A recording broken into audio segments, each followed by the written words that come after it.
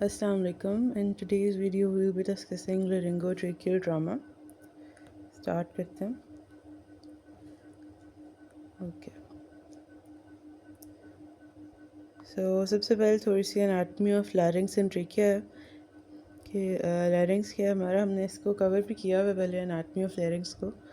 थोड़ा सा दोबारा देख लेते हैं इसके स्टार्ट में कि larynx क्या है. It is also known as voice box and ये connect कर रहा होता है आपके trachea से pharynx को. ठीक है, pharynx को जो trachea कर रहा होता है connect, and it is composed of cartilages, muscles, ligaments and vocal cords जो होते हैं इसके अंदर present होते हैं और top पे epiglottis होता है.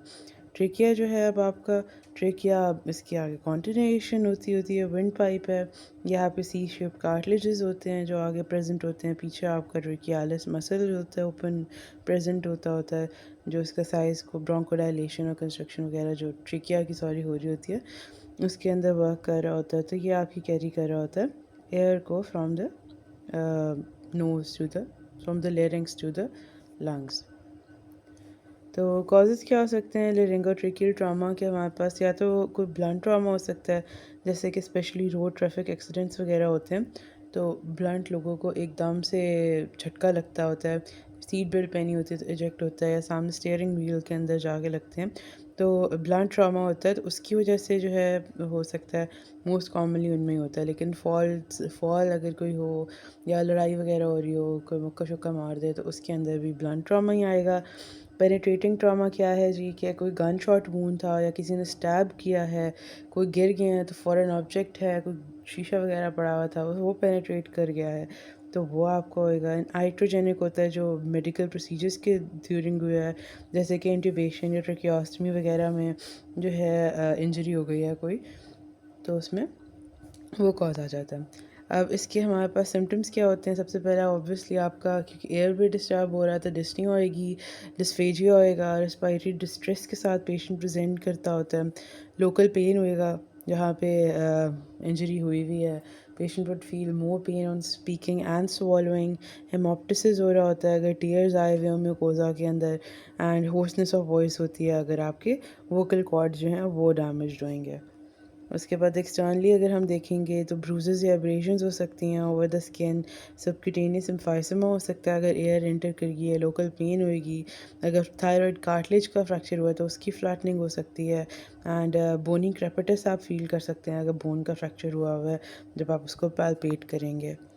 डायग्नोसिस कैसे करते हैं. सबसे पहले तो हिस्ट्री लेंगे डिटेल्ड के क्या हुआ था किस तरह से कॉज आप देखेंगे. हिस्ट्री लेके एग्ज़ामिनेशन करने पे पता लगेगा कि फ्रैक्चर है कोई डिस्प्लेसमेंट है क्या है. And then obviously imaging studies जो हैं वो हेल्प करती होती हैं.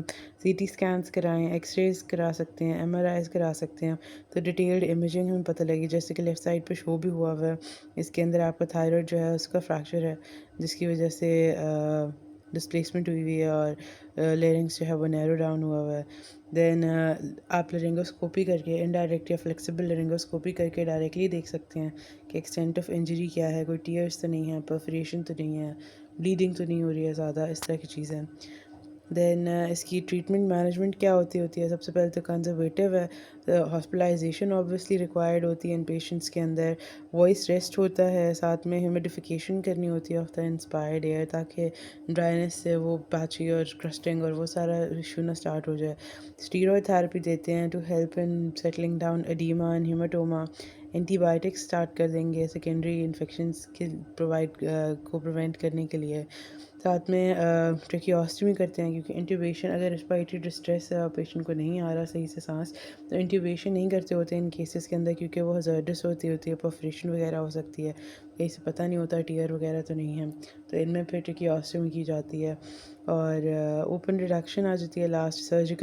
सर्जिकली जो है 3 to 5 days after the injury जब पेशेंट थोड़ा सेटल हो जाता होता है तो उसके बाद आप उसकी ओपन रिडक्शन करके जो भी फ्रैक्चर है या कुछ इस तरह की चीज़ है तो उसको रिपेयर कर देते होते हैं. लेकिन इसको 10 days से ज़्यादा डिले नहीं करते होते.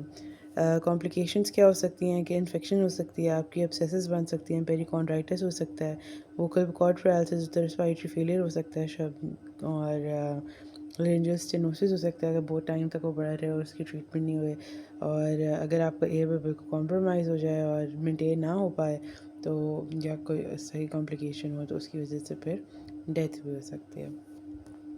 That's all for laryngotracheal trauma. Thank you for your patient listening.